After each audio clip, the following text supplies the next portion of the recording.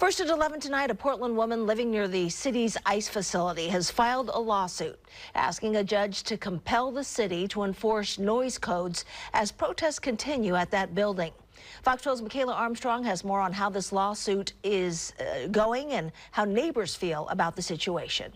According to the attorney I spoke with, this lawsuit is simple. The city needs to control the noise from these protests.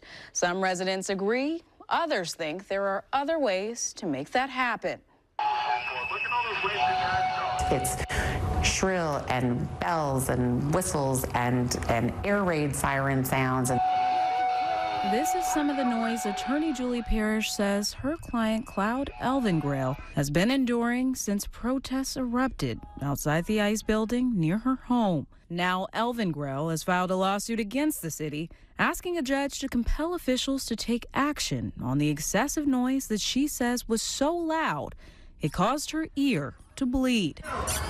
This is straight up a lawsuit to ask a judge to tell the city, do your job. We spoke with other people who live in Elvengrail's building, and one neighbor, Tim Polk, said he understood her plight. At nighttime, there's a lot of people who are just living here like 24 hours a day.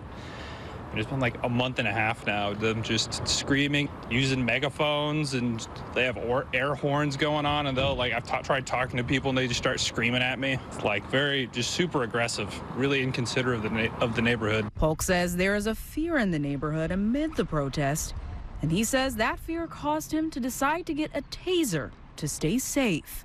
Don't want to tase somebody, but when you got crazy people running around, getting in your face, screaming, when just around, directly outside the door of where you live, not a whole lot of other choice. However, another neighbor says all this could change if the city made one decision. To me, the cause of all of this is the ICE facility. Our city can revoke the permit to ICE. The protesters are out here because they do not want ICE in Portland. It doesn't represent the Portland values. So if the city revokes the permit for ICE, then guess what? The facility goes away, and so does the noise.